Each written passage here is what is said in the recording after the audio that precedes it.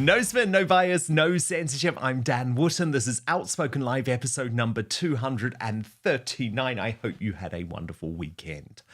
Breaking today, Tommy Robinson has responded to attacks on him by Nigel Farage.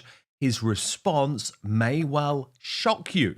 Meanwhile, Robert Jenrick has gone public to admit there is an Islamic gang epidemic in prisons, with Sharia courts, the worst inmates converting for protection, and prison guards fearing offending Muslims. We have a major problem with Islamist gangs in our prisons. Through appeasement and weak leadership, they've been able to take control of prison wings. There are reports of Sharia courts enforced by floggings and beatings. All that comes as the MSM goes into meltdown over Jenrick taking over the narrative.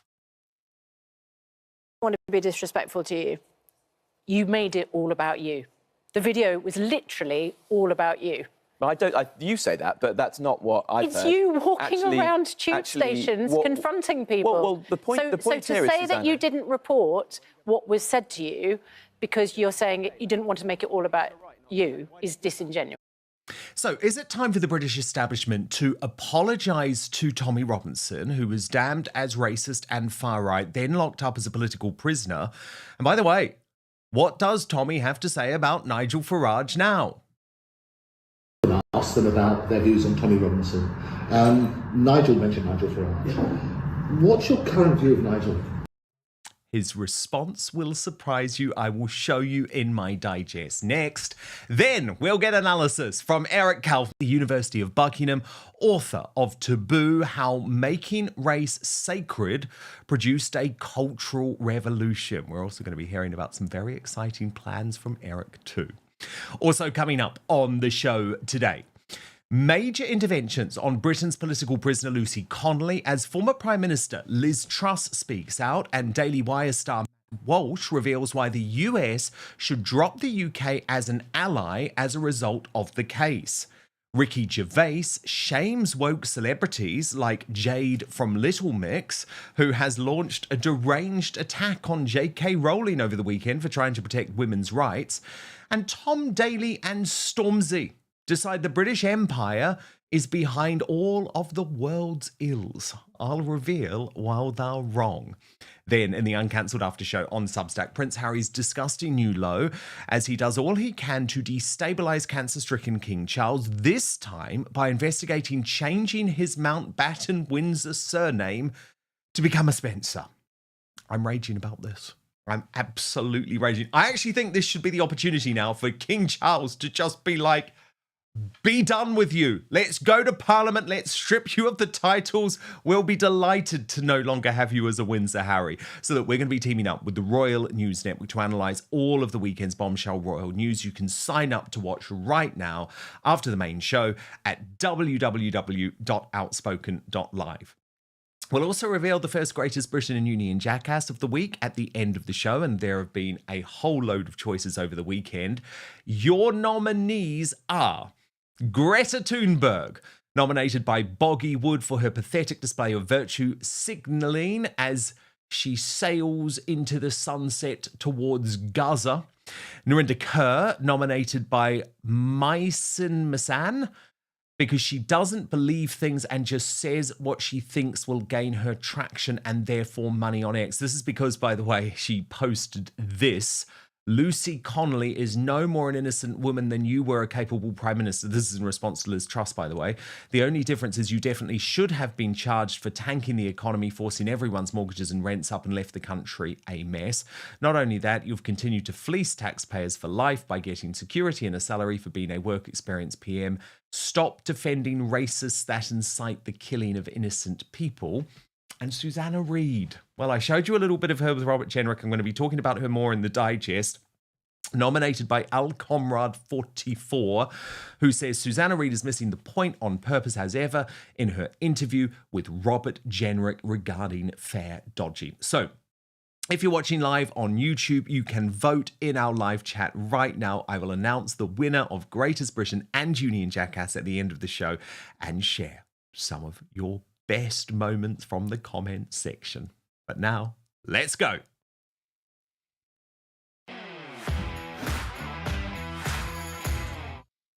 The Overton window is changing so swiftly and dramatically on issues that you were previously derided as far right for talking about at all, and that the mainstream media just doesn't know how to catch up on as a result. So after years of claiming that Tommy Robinson, for example, is an extremist for highlighting the Islamist takeover of Britain's prisons, the surging Tory Shadow Justice Secretary Robert Jenrick, who I think is doing a great job, by the way, has now taken that on as an issue of his own. We have a major problem with Islamist gangs in our prisons. Through appeasement and weak leadership, they've been able to take control of prison wings. There are reports of Sharia courts enforced by floggings and beatings. The Times reports that separation centres designed to contain the people capable of radicalisation are now being used as shelters from the people that they're targeting. Paedophiles and serial killers like Levi Belfield are converting to Islam for protection. Prison officers even say that sniffer dogs in the unit that contained the Manchester Arena plotter Hashim Abedi were called off for fear of offending Muslim terrorists. The public expect the government to act. It's time that they reclaimed control of our prisons.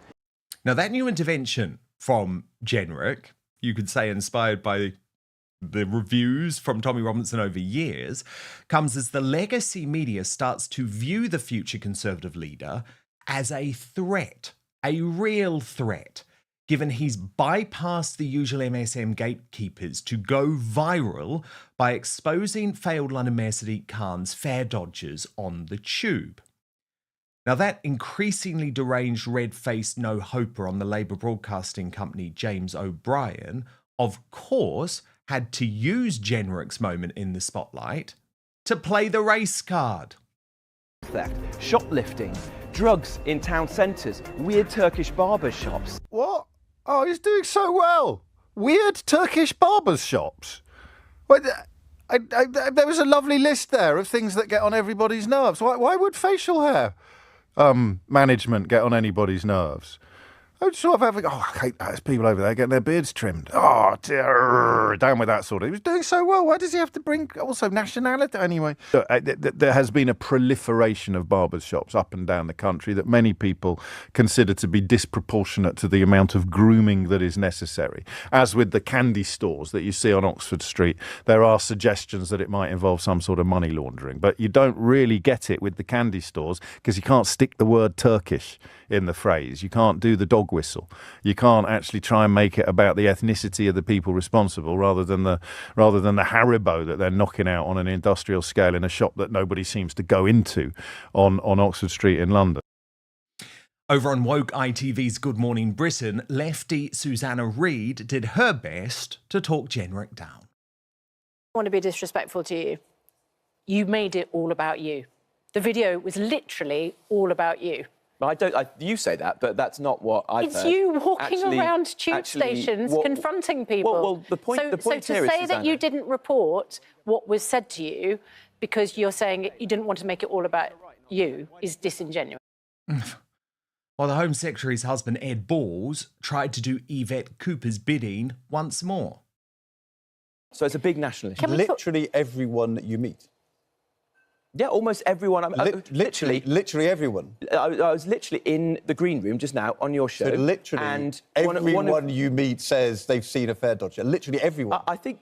When you say literally everyone, do you mean literally not everyone? It's a turn of phrase, Ed. OK, fine. Turn of phrase is entirely false. No, because actually, almost everyone I've spoken to has said this. Even somebody just now in the green room, one of your producers, came up to me and said, "Thank you for doing the video. I've seen it myself. I think it is a massive national problem." You've seen it, Ed. I know. And it is bigger than this. Did you hear that at the end? So after all that ranting from Ed Balls trying to trap Robert Jenrick because he happened to use the word literally, did you hear Ed Balls at the end admit, "I've seen it too"? So even the haters have to admit that Jenrick is making an impact. So where does this leave Tommy Robinson, for so long shunned by the political establishment? Well, as Basil the Great pointed out on X over the weekend, the establishment owed Tommy Robinson a massive apology. Robert Jenrick admits Islamic gang epidemic in prisons, Sharia courts, worst inmates converting for protection, prison guards fear offending Muslims. Tommy has been saying this for decades. And he's saying it again this weekend too, in a new interview with Andrew Eborn over on Octopus TV. So, but yeah, everyone has an email, everyone has a computer, Right. You can have a kettle. I don't think everyone should have a kettle, because so many people get you heard about what happened. Yeah, but that's happening. I don't think people understand the level it's happening. In Wood Hill, on the one day where there was an officer who was stabbed in the head, did you see that in the news? Yeah. There was 3 officers attacked just that day. Right. Now I spend not much time, I get walked from A to B, and obviously I was always asking questions of the staff. Yeah. When I was getting walked from A to B in one 7-day period, a female officer had her nose broke, a male officer lost his teeth, and another officer was attacked with boiling water. That's what I knew about, just in my interactions of being walked from here to there, listening to the radios. Right. So there are, I think you know when you see servicemen, I think servicemen should have a round of applause and people should shake their hands and thank you for their service. I now have to take that opinion that that's what people need to be doing when they see prison officers. Now, in that interview, Tommy also addressed this ongoing criticism that he is far-right and racism, while talking for the first time since leaving prison about those direct attacks that were made on him by the Reform UK leader Nigel Farage while he was behind bars. They've managed successfully to tarnish me and make me toxic, which is now difficult for them, because they can make you toxic so long as they can tell people how to think about me. But then now I have my own platform, thanks to Elon Musk buying the free speech platform of X, and now I can people can hear what I think and what I'm saying. So the misconception is I'm not far right, never have been, never will be.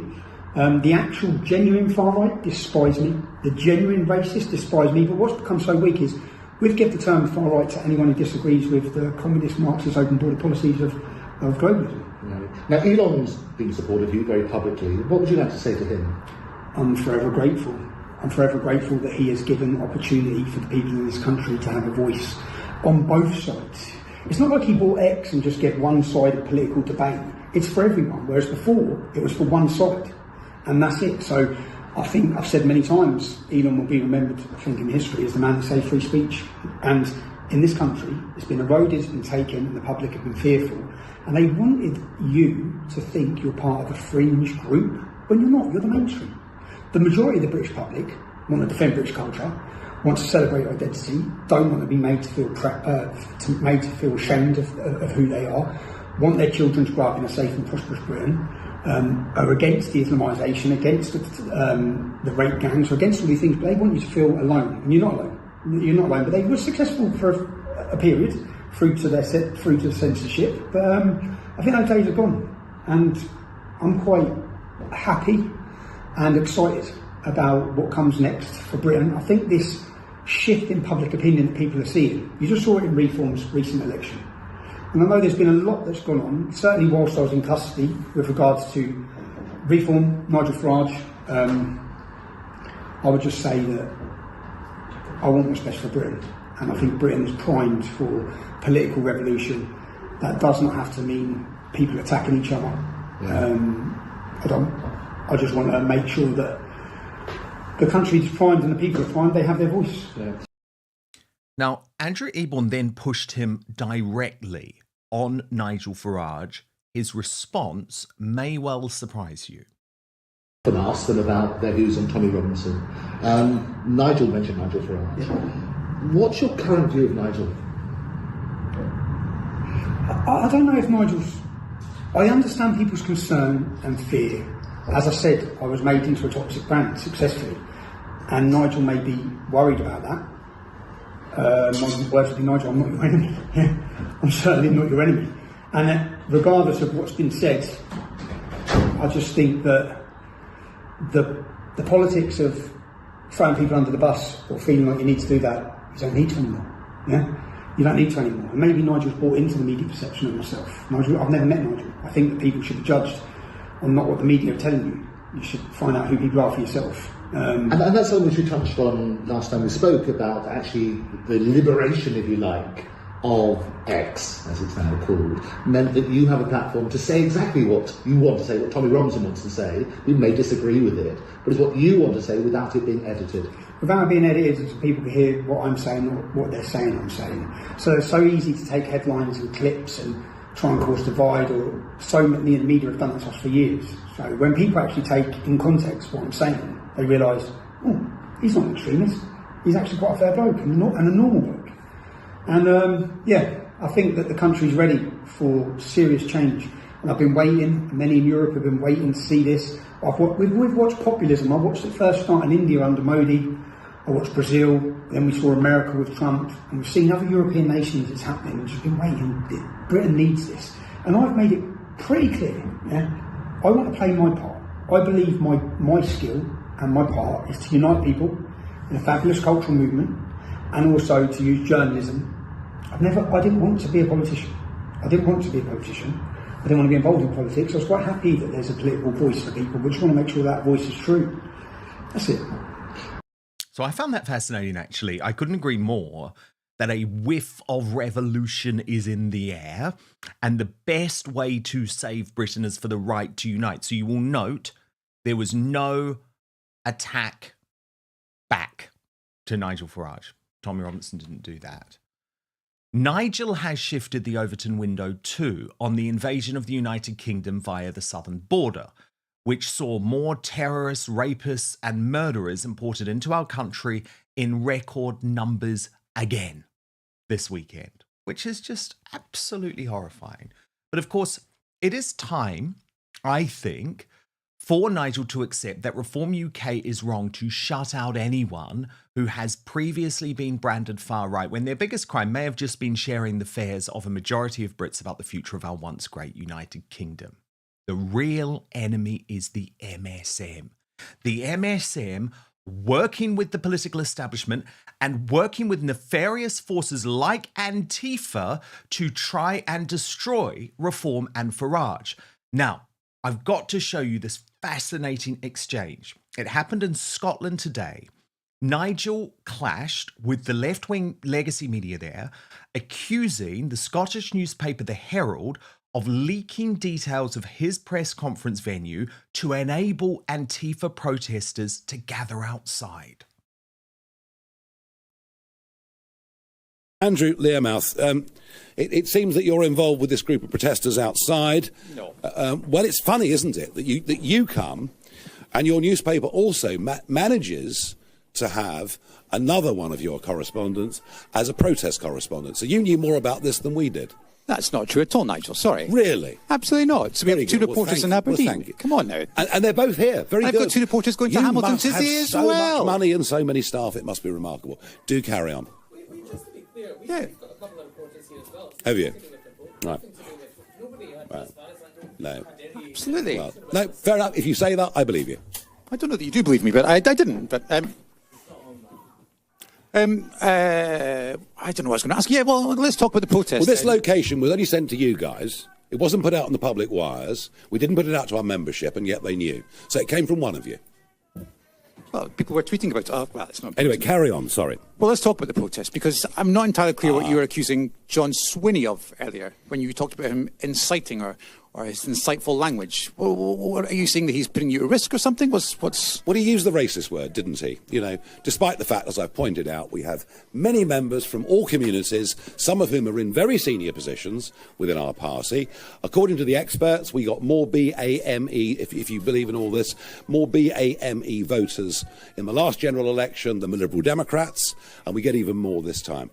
We just want to live in a country where everybody is treated equally, everybody is treated on merit, regardless of race, sexual preference, or whatever else it may be.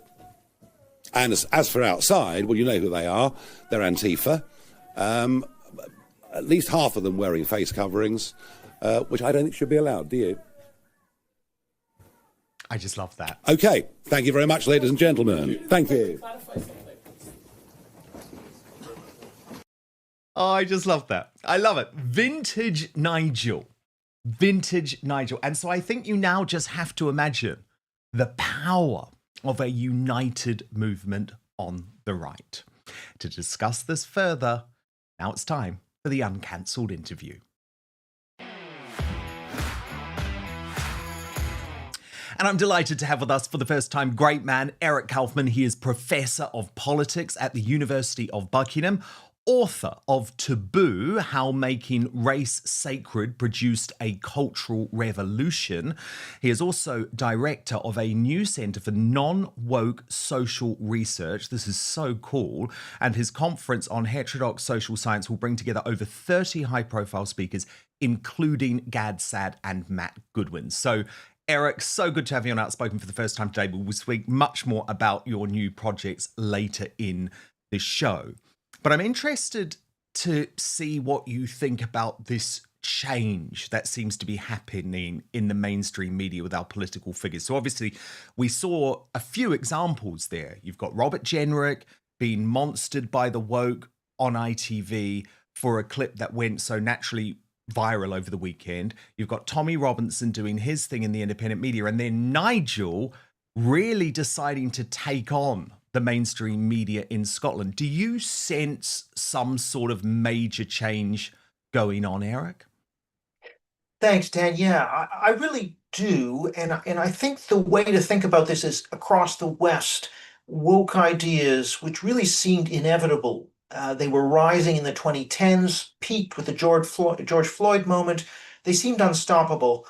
And then just in the last 2-3 years, we see, politicians like AOC and Pete Buttigieg removing pronouns from their bios. We see companies cutting back on DEI, obviously Trump, DeSantis, and others going on the offensive. And now the accusation, for example, of racism just doesn't carry the same weight that it does anymore. Even the top newspapers are no longer talking about racism and white supremacy the way they used to in 2020, 2021. So we have a whole cancellations way down. We have a whole bunch of evidence that a lot of the oomph has kind of gone from this movement. Doesn't mean that the true believers don't still truly believe, and Britain isn't America, but still, I just think they've lost confidence. And the point that I make in my Wall Street Journal article, for example, is that this isn't just about the last 5 or 10 years and turning back from a little detour on woke. President Trump, for example, has rescinded an executive order on affirmative action that is 60 years old, 1965. Legislation on what's called disparate impact law, all around DEI, this idea of equal outcomes and emotional harm protection. 40, 50, 60-year-old stuff is being rescinded. We're talking about a major transformation. And that's kind of the point I make, is this isn't just about the last 5 to 10 years. This is the end of the road for something that's been going for 60. And we're going to start to see a much more questioning attitude about this direction in the culture.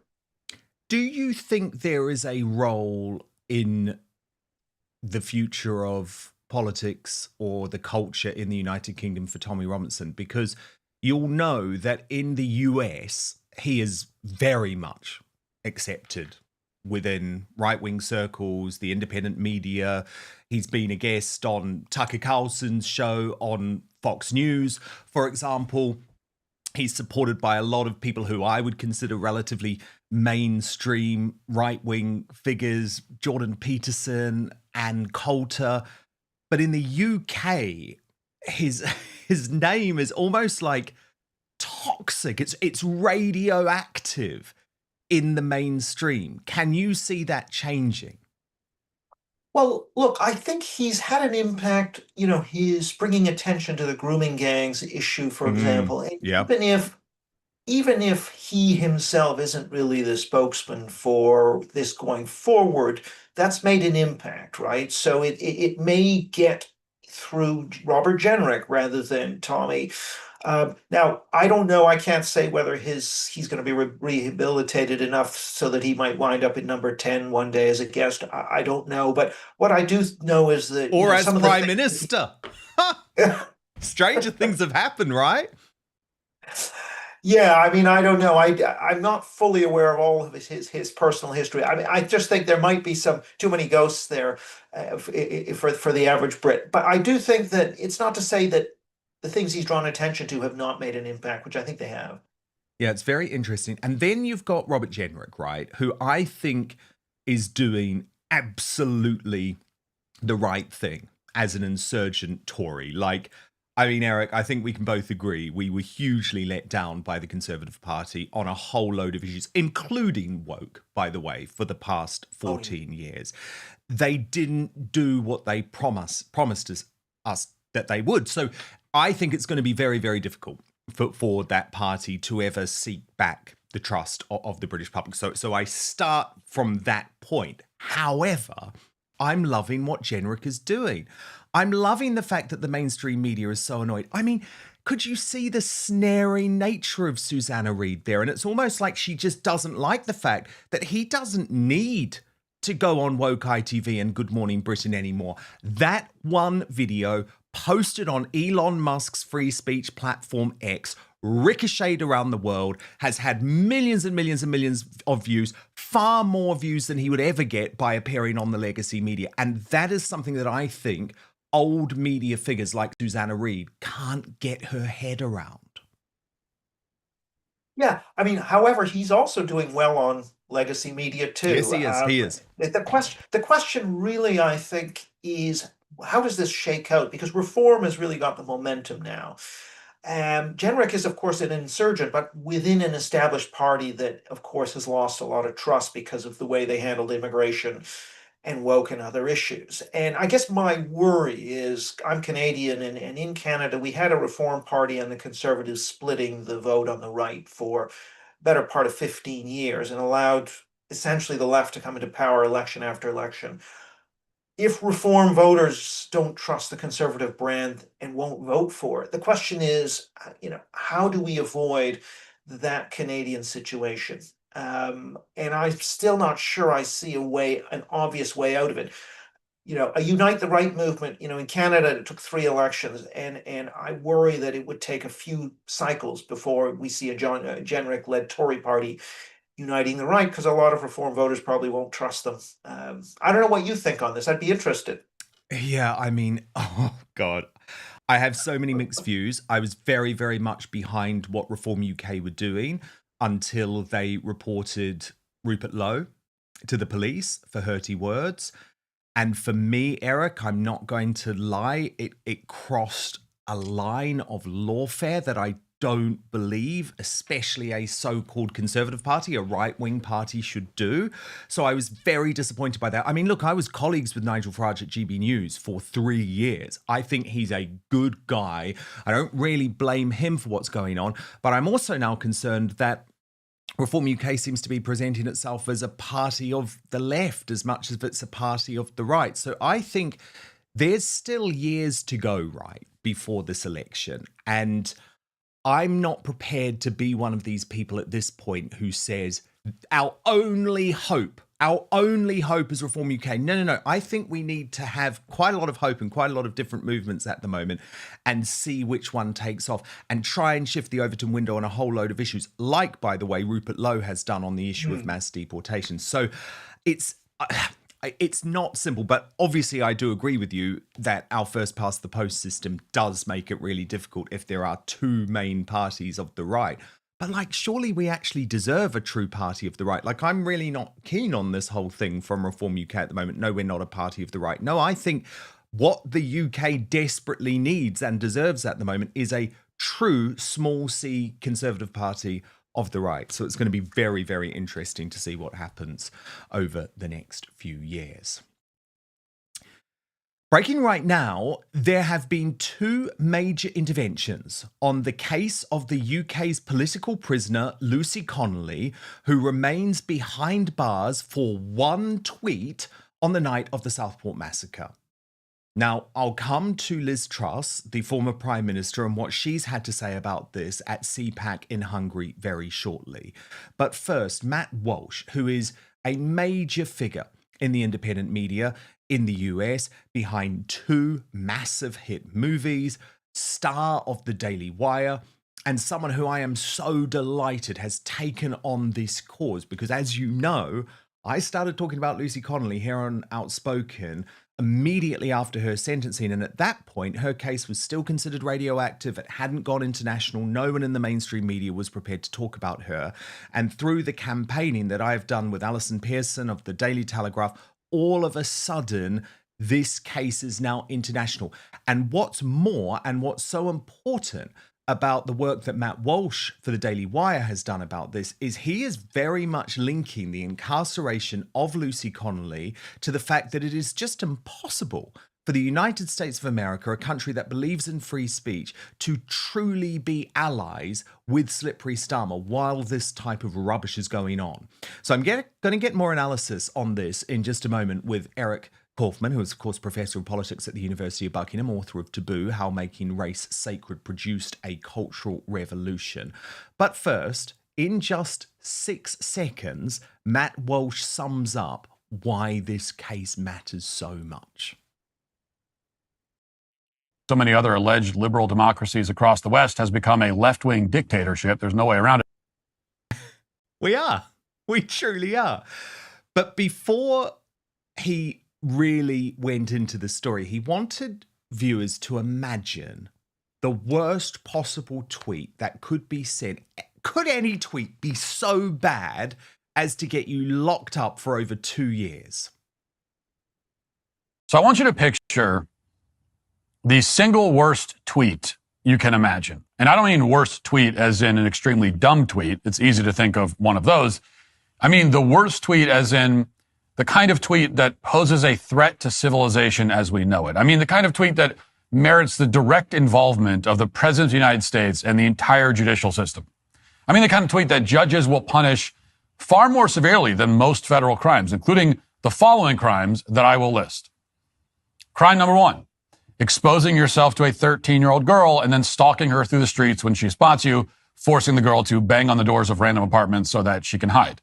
Crime number 2, publicly threatening to murder an infidel who dares to insult Muhammad. Crime number 3, sexually assaulting a 12-year-old. And then crime number 4, domestic abuse, including physical abuse, over a 3-year period. Now, these are all very serious crimes. But again, in our little experiment, these offenses pale in comparison to your tweet of 280 characters or less. Your single tweet will do more damage than any of those atrocious crimes. Now, Matt Walsh, who's a very smart guy, then came up with a tweet that he thought would be worth that punishment. Watch. Now, the problem you may be running into is that it would seem literally no tweet could possibly ever be that bad or destructive.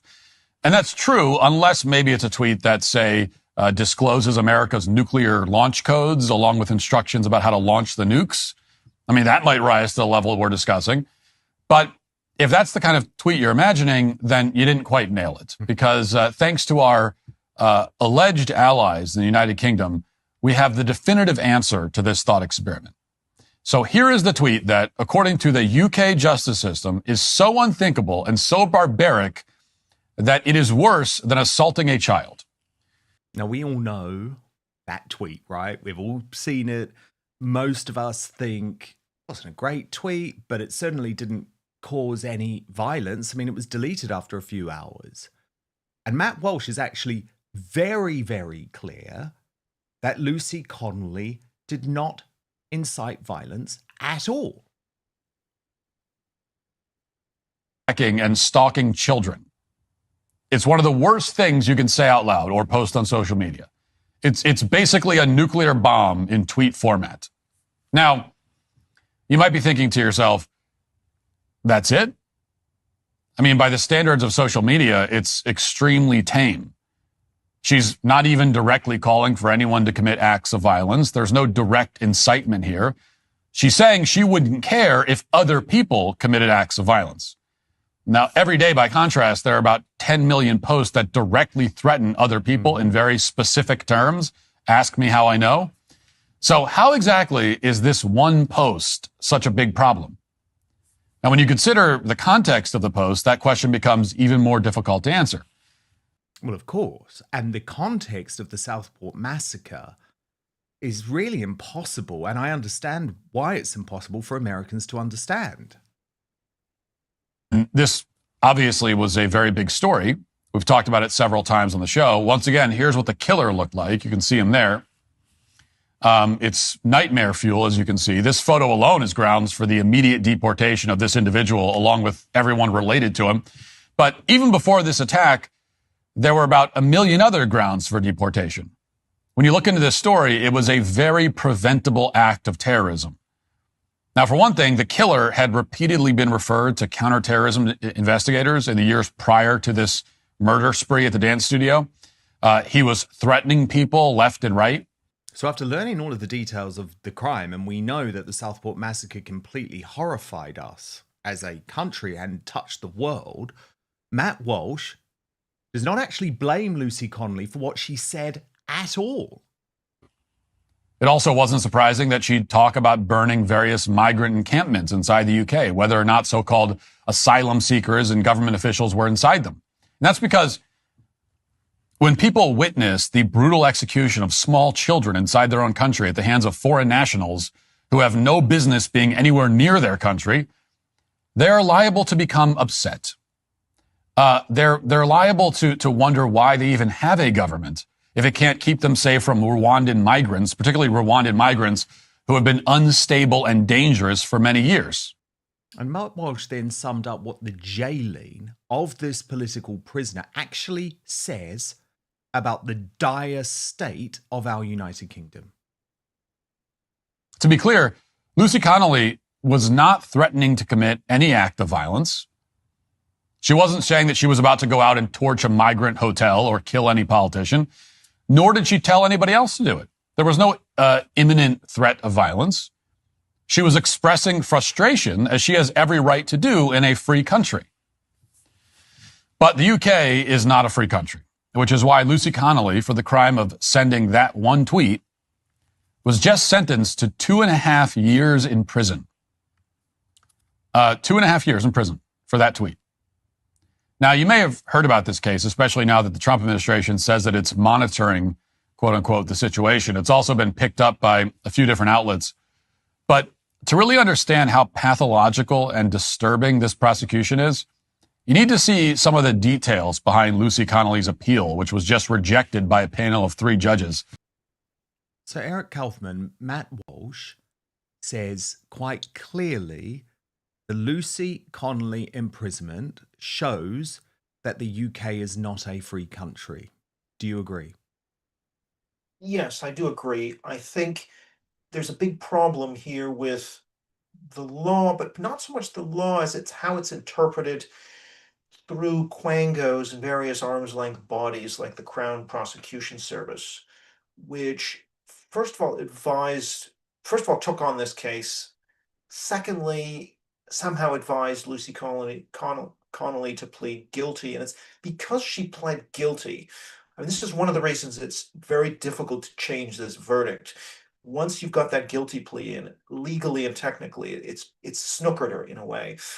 But that implicates the British deep state, if you like, the swamp, whatever you want to call it. The CPS is involved, which is a known very woke arm of the state. You know, all of these bureaucratic bodies are thoroughly permeated with, activism, DEI, that are warping the operation of the government. And even if Starmer actually personally didn't want to see Connolly behind bars, the fact that all this power has been kind of delegated out to these bodies which are unaccountable means that it's not possible for politicians to easily get control. You have to unpick all of the legislation that's created these bodies, wind them up, and essentially make them accountable to Parliament. Without that, we're not going to get sanity. Even if you say, non-crime hate incidents can be barred and they can still occur. Police departments may still investigate these things. So I think it's the way in which the tentacles, the kind of grievance industrial complex tentacles have kind of insinuated themselves into the deep state, the blob, that needs a wholesale reform. The Tories, when they were in government, did very little to prune back the powers. Well, indeed. And agencies. It's interesting you talk about the Tories here, because I absolutely do embrace the intervention from Boris Johnson last week and now Liz Truss. So we've got two former prime ministers, but I want to show you what Liz Truss had to say, by the way, at CPAC in Hungary. I think we can say with Truss, well, she didn't really get a chance to change all of this. Wow. But certainly there's an irony, isn't there with Boris, because a lot of these laws that I used, like the non-crime hate incidents, were introduced during the Tories' time in power. But this is what Liz Truss had to say. Watch this and I'll get you to react off the back, Eric. It used to be the case that people would flee Eastern Europe to go to countries like Britain, where there was freedom, where there was free speech, where there was free enterprise. Now people are leaving Britain to come to Budapest to talk about free speech.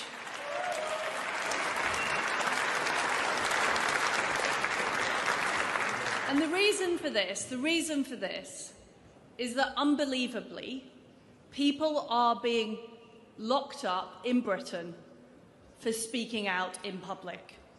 Lucy Connolly was sentenced to 31 months in jail for posting on X, even though she deleted the post 4 hours later.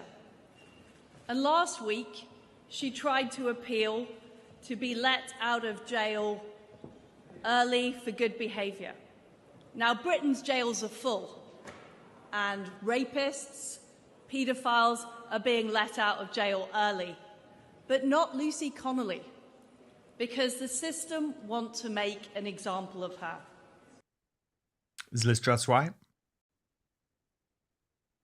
She's right, but I think, in order to fix this, it requires, something like we're seeing with the Trump administration, where you have a long set of policies.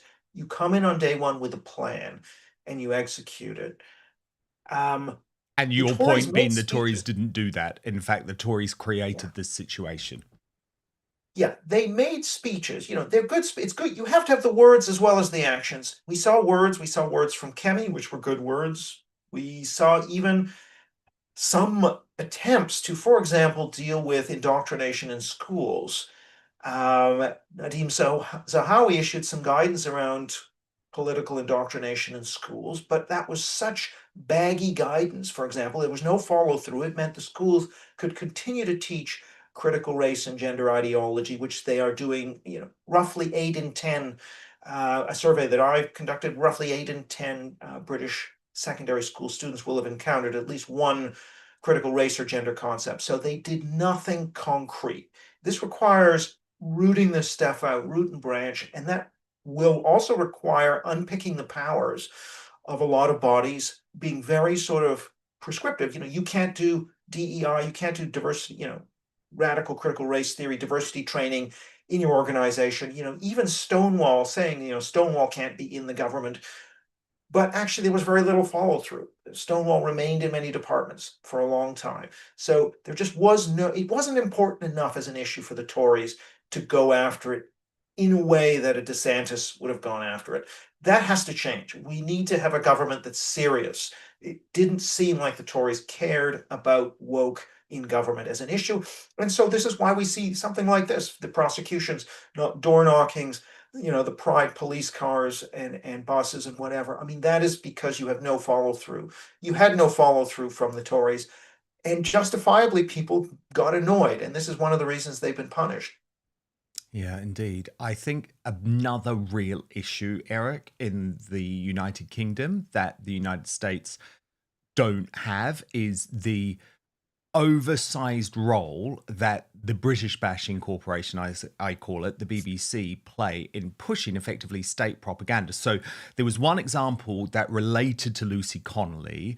This was from the show on Friday night, I believe, and it featured the Labour peer Aisha Hazarika talking about the Lucy Connolly case. Watch this. The despicable racist things, which she tweeted on a regular basis, that is fine. That is her right. She might hate people like me, a Muslim person like me, the colour of my skin. She might hate that. That is her right. But when she goes and says to go and burn down hotels where people like me, brown-skinned people or anyone else might be, That's where she crosses the line. And even he was acknowledging, you can say your hateful, horrible things, but if you then go, when we are in the middle of like a tinderbox situation where half the country is about to erupt into violence, and you literally incite violence as people are committing acts of violence, I don't understand why people are so kind of confused about this case. And America has just lost its mind. Like, the idea that this country is not a free country is completely and utterly ludicrous. That woman was inciting violence. She is free to think her horrible racist thoughts. That is fine. What she isn't allowed to do is go and incite violence. Can I just pick up? Now, Anna Island from the Dan Wootton Outspoken Club on X posted on that, Eric, the twisting of context, the gaslighting, the lies, the cover-ups. The BBC has become a disgrace. And the thing is, you know, they always talk about misinformation and disinformation, Eric. Well, what Aisha Hazarika was able to just broadcast with no pushback on the BBC was far more than that. It was a total lie. Like, she said Lucy Connolly directly incited violence. She didn't. Actually, and by the way, I sat in the Royal Courts of Justice for the High Appeal, for the High Court appeal. So I've listened, I've read all of the documentation. And if you actually look at the sequencing of her posts on X, right, she deleted this post after hours on the night of the Southport massacre. The riots, or the so-called riots, started days later. And at that point, Lucy Connolly sent a succession of tweets opposing the violence, speaking out against the riots. And this was all before there was any police interest in her original tweet, which only came to light because of a left-wing campaign days after. So Aisha Hazarika has not only got the sequence of events wrong, she's also despicable for accusing Lucy Connolly of being a racist. Again, if you look at the court documentation, Lucy Connolly was a childminder for a number of children from different ethnic groups, and their parents provided character witnesses for her, including one of them, Eric, who Lucy was actually helping to obtain British citizenship. So the problem is, you can talk about the tweet, absolutely, but you can understand that we've got the British Bashing Corporation there just spreading total lies about the case, and no one calls them out for it. Yeah, I mean, the big problem, it's one thing to have somebody on that side of the debate, but when you have nobody on the other side of the debate, then I think you're not fulfilling your mission as a broadcaster. This is the problem. It's not so much what is said as what's omitted. And so, for example, I mean, we now have a case where you have this, Irish rap band where they say, kill your local MP, right? What is the standard we're dealing with here? I mean, are we going to see them in jail for 31 months? I don't think so. There's no question that there is some level at which if you say, go and kill this person now, and you incite a bunch of people, then that reaches a certain standard. This is all about saying, what is the standard that needs to be reached? In this case, it's clearly well below. You have to demonstrate and prove the connection. Right? You can't just make an assertion. Like if for example, someone says Tory scum, like Angela Rayner, does that mean that someone's going to go out and kill a Tory MP? I mean, we know Tory MPs have been killed, David Amos, but we're not going to throw Angela Rayner in jail for that. So it's all about where is the standard. And I think this Lucy Connolly case, her words are well below the standard in a free society. We accept, look, this is the point, is in a free society, we accept that speech has unintended many, consequences. It's like the butterfly wing on the other side of the world could lead to a chain of events that could lead to somebody being killed. In a free society, we accept that. Just like we accept, look, we take a risk when we walk out our front door. We don't lock down society with every flu virus. Yes, we accept a certain amount of danger. You're not limited to 2 miles an hour as a speed limit.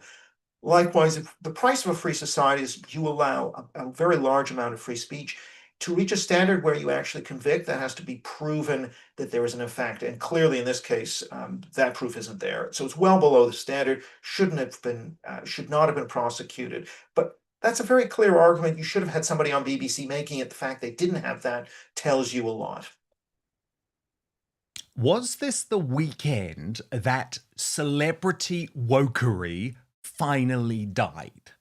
I'm going to show you the massive pushback being faced by Jade Thirlwell, a member of the group Little Mix, for going on stage and getting thousands of people to chant F you to J.K. Rowling for simply standing up for women's rights, and the complete ludicrous a response to Greta Thunberg's little voyage to Gaza with a whole load of fellow queers who will probably get thrown off buildings if they actually do truly try to live in Palestine. But the person who has burst their bubble is, I think, the guy who hopefully will claim back sanity in Hollywood. This weekend, the brilliant Ricky Gervais, a comedian who has always prized free speech above anything else, who has always fought against wokery, and who has always been prepared to deliver some home truths to those privileged Hollywood losers, was awarded his own star on the Hollywood Walk of Fame. His ceremony was attended by some of the most powerful people in Hollywood, including Ted Sarandos, the boss of Netflix. And on stage, Ricky Gervais made it clear that he thinks a sea change is coming. Now, we're going to analyse this in just one moment with Eric Kaufman, Professor of Politics at the University of Buckingham, who is also a director of a new centre for non-woke social research. So he's all across this subject. But first, let's listen to these incredibly wise words from Ricky Gervais. For a minute, thank you so much for this honour. It's a genuine thrill to be part of such an exclusive club. And just looking round earlier at all the other stars, absolute icons, you know. Michael Jackson, Bill Cosby, Fatty Arbuckle. Thank you to the Hollywood Chamber of Commerce for this. Genuinely, it's extraordinary honour. I am humbled, and to have my name etched on this legendary Walk of Fame, a place that celebrates the dreamers and doers of the industry. I'd love to claim that it was due to my unrivaled genius, but truth be told, it's a cocktail of luck, persistence, and a little bit of pushing against the tide. Do you know what I mean? You know, you've got to polarize, I think. You need to know that if you're doing anything of any worth, as many people hate you as love you. But the ones that hate you, they shouldn't affect you. The ones that love you, they buy your house. You know what I mean? They're the... So I'd like to thank them. And we've had a few weird years of cancel culture, people telling you what you can and can't laugh at or talk about, but we pushed back and we won until the next time. And there will be a next time. I mean, look, Eric Kaufman, firstly, I couldn't love Ricky Gervais anymore, right? I actually think he has been, alongside J.K. Rowling, probably the most important pop culture figure of a generation, because he is way too powerful to cancel, and he is almost single-handedly claiming back the rights of comedians, which has been so important. But what do you make of what he said there, that actually, for the moment, we've won? Do you really believe that? Do you really feel like the anti-woke free speech crowd has won in Hollywood? Because I could show a whole load of examples that prove that's not true. I think it's more of a battle. I think in the US, the battle is going better because the political winds are more favorable, and it's right in the crosshairs of the administration. And there's a lot of state level activity too. But I think in Britain, in Canada, where I'm from originally, you know, there isn't anywhere near the level of success that we see in the US. I'm hopeful it'll come. It's interesting you raise this because, you know, we have, of course, on Wednesday, Gad Saad and Matt Goodwin and Batya and Garsargon are going to be debating this question of the end of woke here in London. So, and this is you know, something I'm very excited to host. I think there are currents moving in different directions. Yes, we see the number of people canceled is down. The number of times the New York Times and major newspapers use terms like white supremacy and racism is down. DEI in the US has been rolled back. Universities in the US, again, are declaring themselves politically neutral instead of, spouting the latest progressive slogan. But that's in a climate where the political right has really taken steps to essentially beat back this ideology. In Britain and in Canada and Australia and other places, it's much less advanced, and therefore woke has a lot more yardage to run. The other thing I would say is that there are other indicators. For example, if you look at progressive spaces, whether that be Blue Sky, whether that be the Democratic National Committee, they're doubling down. In the universities, they're trying to rebrand DEI as, the Office of Community Belonging and something a bit more anonymous, which is still progress, but it shows there's a lot of resistance still amongst the true believers. So I don't think the true believers have changed. But I do think some of the influential senior liberal elites, the newspaper editors, university presidents, corporate leaders like Zuckerberg and Musk and Bezos and these people, they have changed. And I think that's very important, but I don't think this war is over. And again, people said political correctness was done in 1991. And actually it roared back with a passion in the 2010s. Now, I think it is the 2010s Great Awakening was a bit different because this really went off campus into the newspapers, into social media in a much bigger way than it did in the late 80s, early 90s, which I can still remember. And so I think they've exposed their cards and staked a lot more in the Great Awakening. And the backlash against that has actually started deciding elections. I think the stakes are just much higher, and I'm not sure that it's going to be possible for woke to sort of present itself as new, even 20 years from now. I just think this is such a part now of the culture. The antidote is building. And so I guess I think, I don't think woke will be as dominant. Let's put it that way. God, I hope you're right. God, I hope you're right, because there are still some horrible examples, right? And I wanted to show you one over the weekend, which I found really, truly upsetting, right? So there is what would have previously been described as a big gay festival in London, but it's now uses this awful term LGBTQI, all of that weird stuff. And Jade Thirlwell, who was a member of the girl group Little Mix, went up on stage. Now, I've always thought she's a very nice person, but she's very much to the hard left of politics. She went up on stage and led a foul-mouthed chant against a whole load of people, but including J.K. Rowling. And I just sort of feel like you're a female pop star. J.K. Rowling is standing up for women, and you're doing this to her. And shame on all of the crowd that just cheered along. Watch this.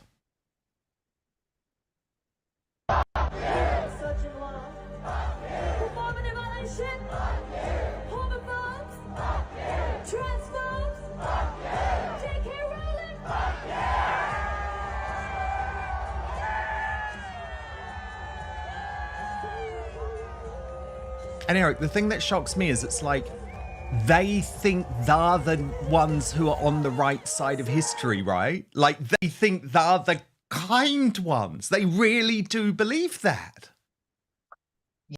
But yes, and that is depressing. And in their spaces, they're all true believers. But if we look at public opinion of the under 25s on, for example, single-sex washrooms, should there be male and female washrooms, or should they all be unisex, which is the trans position? In Britain, for example, only 20% of young people supported separate male and female washrooms only in 2022. That's gone up to 50%, 30 points increase in the number of young people who say, no, we want separate male and female washrooms, not just these unisex washrooms. They've turned against, natal males in women's sports. Again, so despite that picture, in the greater scheme of public opinion, they're losing. And that's my only point. I'm not saying that every space is going to be claimed by sanity, but I think for every one of those pictures, you have, again, politicians dropping pronouns from their bios. Yeah, yeah. So exactly. So, Supreme Court and I decisions. guess pop stars are maybe sometimes the last to feel the force of this because they don't need to. I've got to ask you about Greta Thunberg too. Link Lauren posted this week. Oh no! I'm sorry, I've got to. It's funny. We can view this as funny because I quite like Link Lauren's take on it. He said this little lesbian just hitches herself to every social movement for clout. It's almost like performance art. And I was sort of thinking maybe it is because I'll show you. Firstly, she's at this pro-Palestinian or pro-Hamas protest. Then she's actually got on a yacht.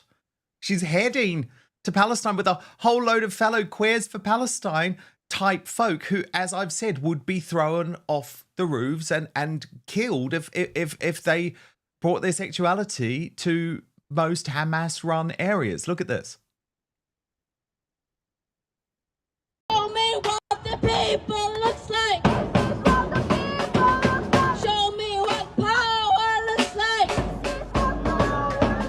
Show me what democracy looks like. Show me what democracy looks like. Show me what the people look like.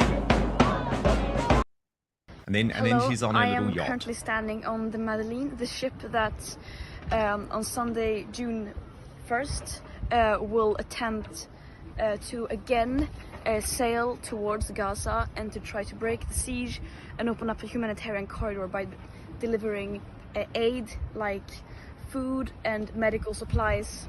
The last time we attempted this, about a month ago, the boat Conscience that we were about to board, just a couple of hours before we were planning to board and set sail, it got bombed twice. And all evidence suggests that it was Israel who did it. Oh my God. So now we are here in Catania, outside of Sicily, to try to continue our mission to try again. Because currently we are watching a systematic starvation of 2 million people, a live stream genocide, and the world's silence is deadly. That is why we have to keep trying everything we can, even if the odds are against us, to try to protest and do everything we can to stand against Israel's atrocities and war crimes, and to support and stand in solidarity with the people of Palestine. So keep your eyes on deck, continue flooding the streets, organize, boycott, and do everything in your power to stand for Palestine. So, Eric, what is this link between woke celebrities who used to be all about climate change and now support Palestine? Where's the link there? How's this happened? Well, the link is, first of all, these are important symbols for the contemporary left, right? But essentially there's a core there, and the environment thing is only partially involved, which is around oppressed groups, and there's oppressor oppressed. So this view of, you have white settlers and the colonized indigenous population. So this idea of settler colonialism is very important for wokery, because remember what wokery is? It's the making sacred of historically marginalized race, gender, sexual identity groups. The sacred group is the colonized, and the demon is the settler. Now, in the US, this comes from the US, where the whites would be the settlers, and you would have indigenous people as the colonized. Taking that, transposing it to Israel-Palestine becomes, the Jews as the settlers and the Palestinians as the oppressed indigenous. That's the paradigm, the race paradigm. Again, race is sacred. If these two groups looked identical, there would be no interest from Thunberg or the left. But the fact that one is somewhat darker than the other, although even that is not always the case, is enough to make this a cause célèbre. Now, you have this sort of what's called intersectional approach, where if you're worried about trans, you've got to be worried about race, which means you've got to be worried about Palestine. You can't just do one, you've got to do them all. The environment thing's a little bit outside my definition of woke, except insofar as the argument is climate change harms people in the developing world who are not white, and the people doing the harm are the white people. So that is the way in which the environment issue becomes racialized and therefore becomes woke. in and of itself, if you were just in favor of, solar energy or nuclear power, that in itself isn't woke. But once you bring in this climate justice perspective, it then becomes woke. I think that's the way to understand this. It's the oppressor oppressed, people of color thing, whites against people of color, settler colonial. That's how we understand this. Yeah, indeed. Oh my God, I just had to show you this headline that Leo Kurz found over the weekend. I actually couldn't believe it was true. I think it is true. He said, ultimate left-wing media headline, and it's in The Independent, how climate change is hitting vulnerable Indonesian trans sex workers. Nearly 93% of respondents saw decreased income during the rainy season. I thought, yep, okay, we've still got a woke media out there. Eric Kaufman, do stand by, because two other examples of celebrity wokery and the fact that Tom Daley and Stormzy are both blaming the British Empire for all the ills in the world. We'll get into that in just 1 minute, so don't go anywhere. But first, if you're anything like me, you've spent so much time trying to find the perfect skincare treatments for your face, only to realise you've been neglecting the skin on your neck. But as I've got older, I've noticed that's a massive oversight because, of course, the neck is on display all the time, yet so many folk treat it as an afterthought in their routine. Now, so many women in our Outspoken audience will know that the skin on your neck is thinner, more delicate and less oily than facial skin. But what that means is it requires specialised care. I have to say, I was totally blown away by this brilliant product, Go Pure Tighten and Lift Neck Cream. Absolutely beautiful product, transforming the necks of women and some men.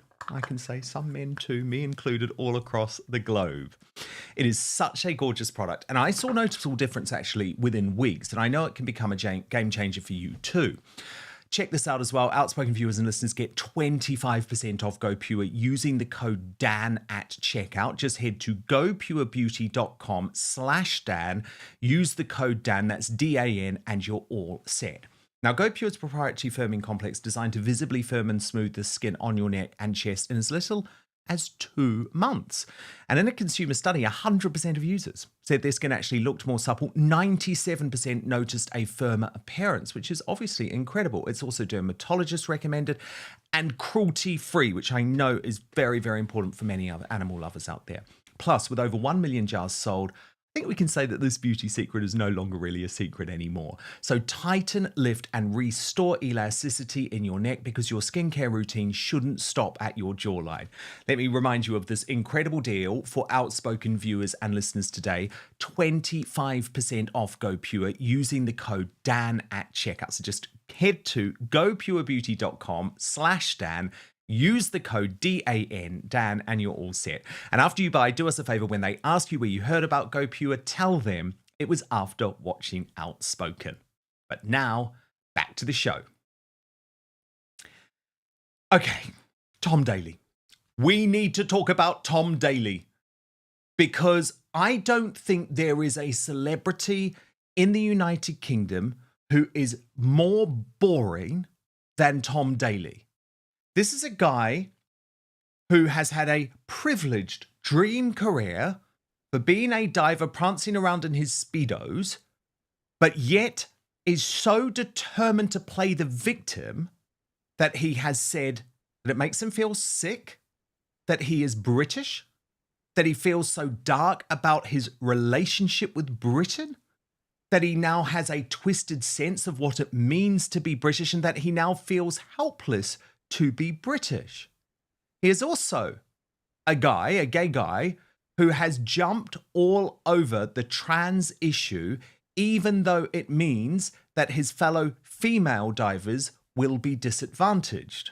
And now, in a brand new interview with Sly News, Tom Daley is not only saying that he has body confidence issues, this is despite the fact he prances around in his Speedos every single day, but that he believes minorities like him in this invisible LGBTQIA plus community are now at risk because of the political movement happening in society, the anti-woke movement.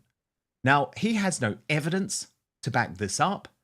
He is literally spouting his woke nonsense as usual, and I am sick of it. I am ready to call it out because, as I say, this is not a guy who has faced a challenge in his life, and this is a man who is so determined to jump on the victimhood narrative because it makes him cash and gets him in the woke media. That is it. We'll get analysis then from Eric Kaufman, the Professor of Politics at the University of Buckingham, author of Taboo, How Making Race Sacred Produced a Cultural Revolution. But first, please get annoyed as you watch Tom Daley propagate this trans narrative on Sly. Scary in some parts of the world how the rights of LGBT people are kind of being reversed, or they're being dangerously threatened. And I think it's something that, again, it's where minorities have to come together for the greater good, because it is scary. And I think it's, you may see someone else's rights going away. And I think it's important that everybody, especially minorities, come together, because it won't just be one group that gets targeted. Once one group has been targeted, it will move on to the next and the next and the next. So it's, I think the most important thing is staying visible.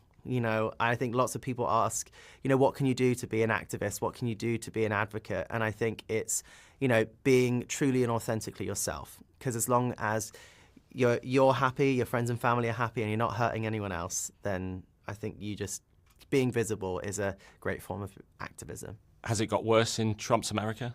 Because I live in California and I live in Los Angeles, you don't notice the big changes as much. I think for lots of people living in the, the West Coast bubble, it is very, it was like a bit of a shock, when Trump won the election in November. But I think it's also given everybody a wake-up call that it's, again, I just always believe in leading with kindness, care and compassion, and trying to make life worth living for every single person. Okay. Leading with kindness and compassion, Tom Daley, would mean not advocating for the female divers who have spent years and years in your competitions competing against blokes who have a genetic makeup like you. That's what would be fair and compassionate. Now, Tom Daley says life has become scary in recent years. Utter rubbish. Tom Daley is someone who has made an entire career, millions and millions of pounds, through being an openly gay man.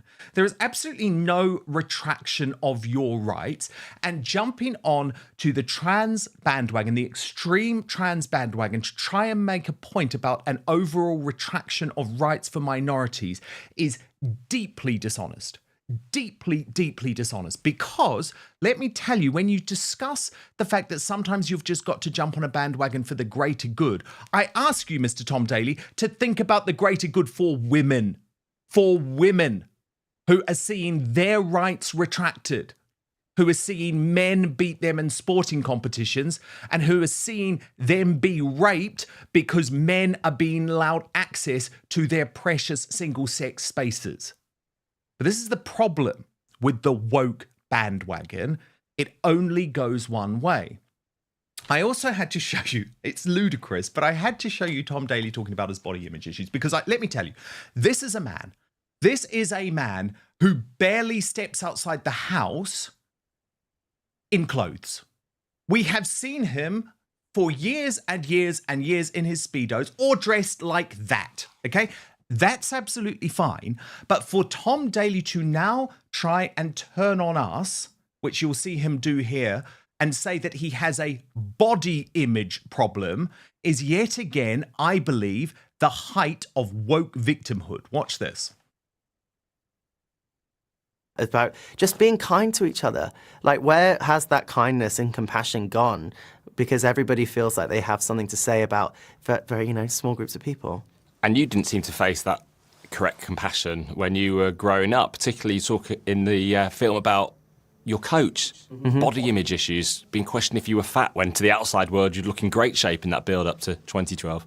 Yeah, it's a very difficult thing to talk about, because I know for a fact that if I say that I have body dysmorphia and had eating disorders growing up, people are going to look at me like, oh, well, you look fine, you look great. And yes, rationally, I know that.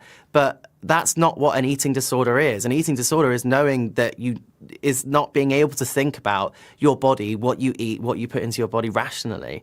And I think that's something that people don't necessarily understand with eating disorders, which is why going through that, I went through it alone because I was embarrassed to be thinking those things. I didn't think anybody would believe me. I didn't think anybody would understand.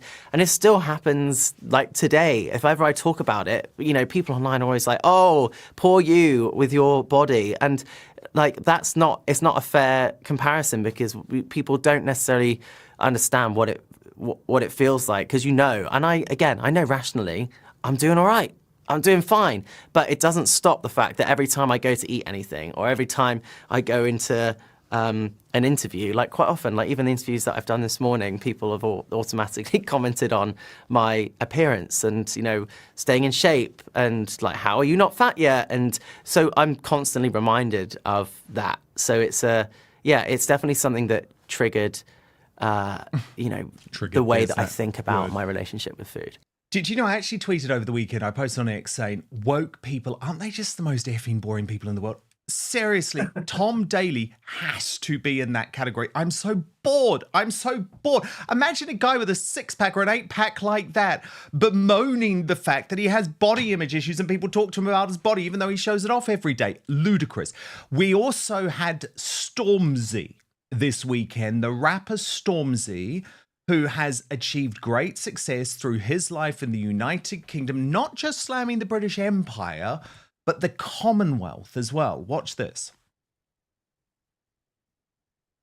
British Empire is the darkest shit ever. The Commonwealth, that's the darkest shit ever. British Empire, Commonwealth. That's literally England going to countries and destroying communities, like putting there, and like Britain has kind of like, that was back in the day, like, that's nothing to do with us. Like, you're all here now. So yeah.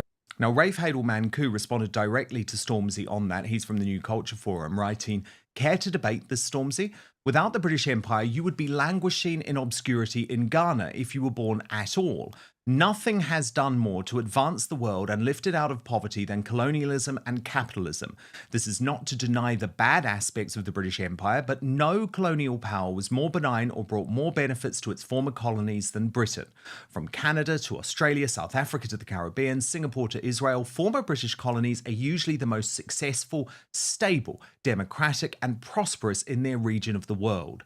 Britain gave them the English language, common law and the rule of law, Westminster model of parliament, civil service, police, universities, hospitals, infrastructure, an end to cyclical famines, the elimination of diseases, increasing life expectancy, etc., etc. And Britain fought to stamp out barbaric cultural practices, human sacrifice, headhunting, female genital mutilation, slavery, to name but a few. So yes, the British Empire had some dark episodes, but the benefits brought to Britain's former colonies far outweigh the harm. Anyone who exaggerates and mentions only the negatives of the British Empire whilst completely ignoring the positives is either ignorant or disingenuous and deceitful. Either way, clips like this promote a dangerous and destructive anti-British agenda.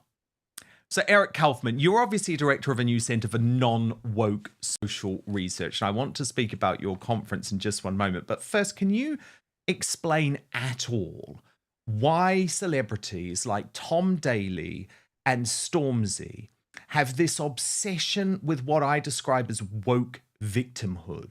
Like, why do these very, very successful people, who I would argue have had massive success, in Stormzy's case, by being in the United Kingdom, in Tom Daley's case, by our massively forward-thinking ways, where actually he became more of a star once he came out as gay rather than being shunned.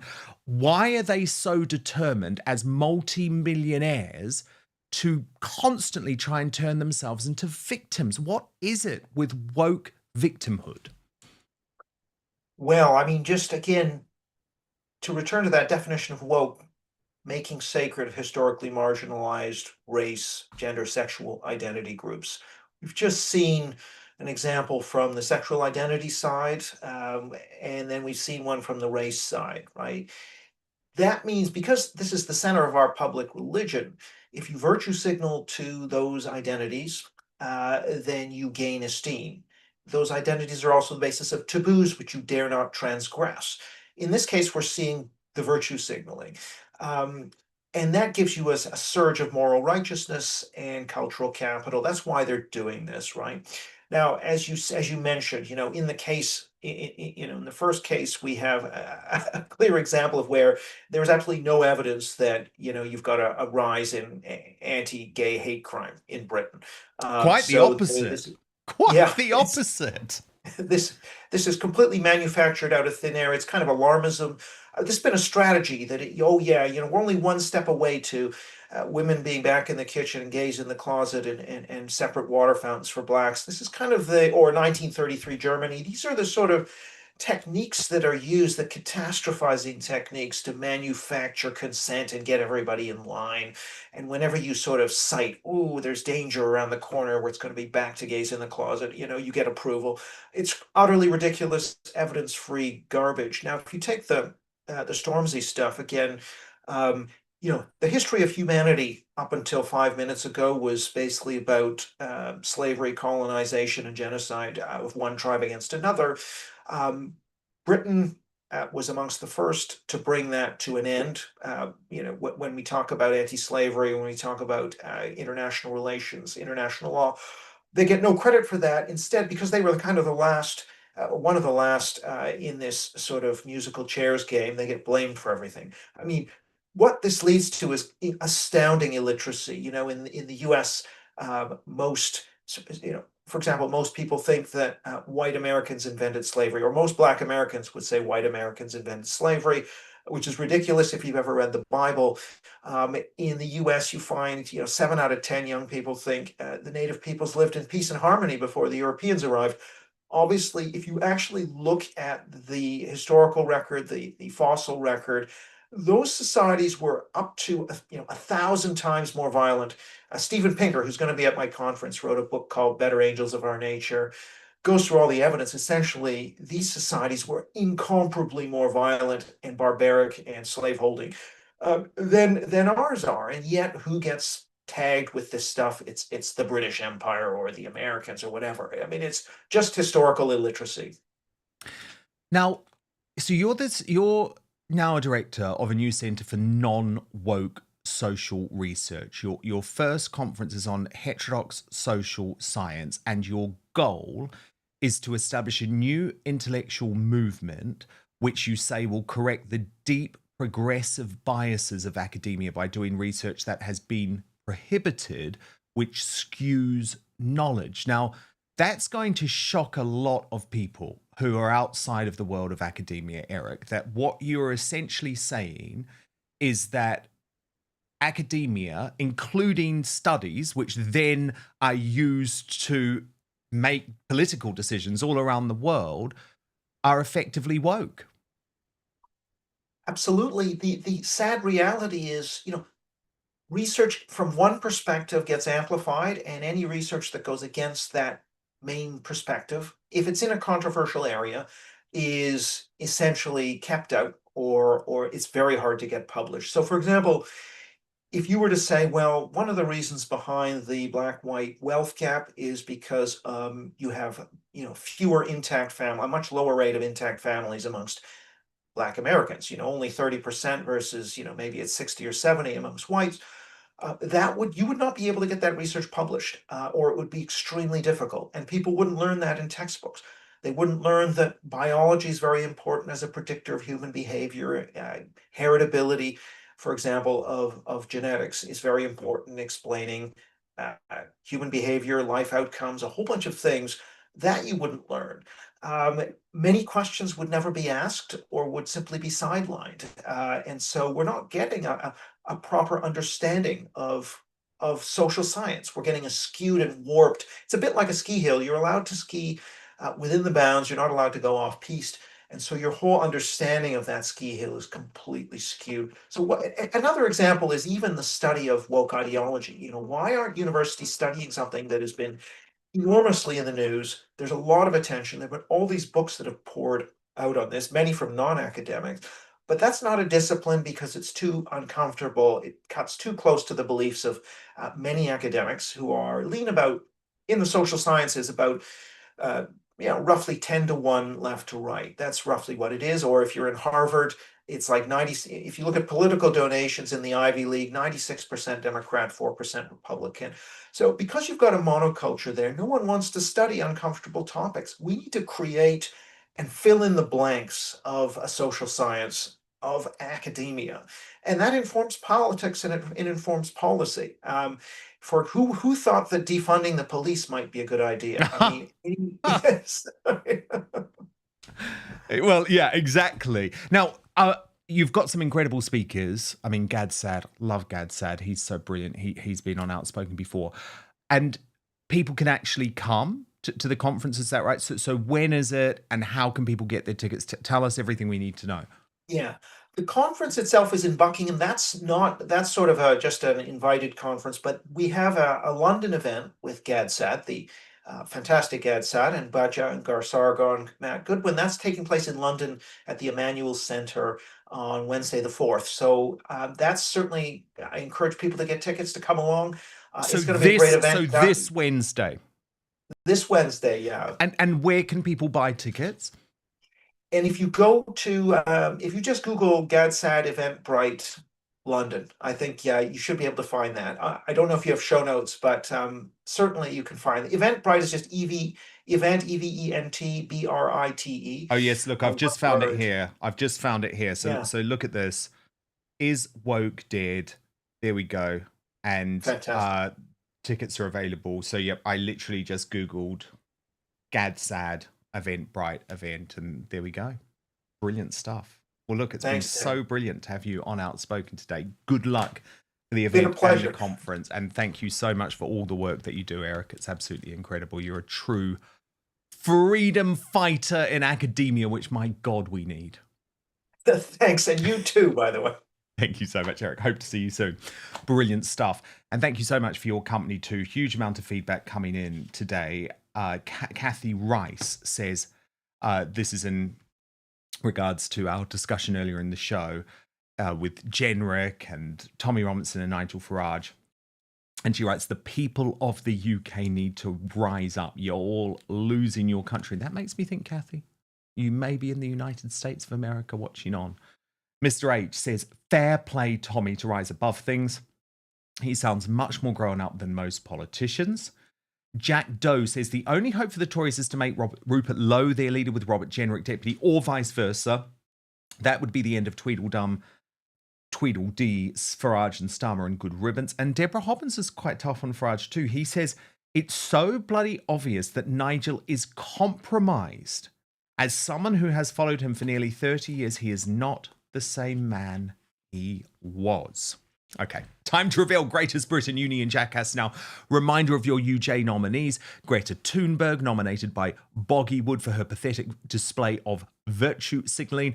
Narinder Kaur, nominated by Miss Unmasan for her ludicrous Lucy Connolly, Liz Truss post over the weekend. And Susanna Reid, nominated by Al Comrade, 44, for that snaring, awful interview with Robert Jenrick that we played earlier in the show. Okay, the results are now in. It was a close one today. In third position with 24% of your vote, Susanna Reid. The runner-up with 37% of your vote, Narinder Kaur, and it really was neck and neck all day. But the winner with 39% of the vote, today's Union Jackass, Greta Thunberg. Today's Greatest Britain, nominated by Big Mama Booth, is Robert Jenrick for going all Robocop on the tube while the mayor bleats for weed for all, referring to London's failed mayor Sadiq Khan. Now, coming up in the uncancelled after show on Substack, Prince Harry's disgusting new low as he does all he can to destabilise cancer-stricken King Charles, this time by investigating changing his Mountbatten Windsor surname to become a Spencer. We're going to team up with the Royal News Network. We're going to analyse that bombshell news. I've got a lot to say on this one. Don't even get me started. Don't even get me started. But if you do want to get me started, then head on over to Substack, www.outspoken.live. We're back live with you tomorrow, 5 p.m. UK time, midday Eastern, 9 a.m. Pacific. If you're watching on YouTube or Rumble, please hit subscribe. And most importantly, I promise to keep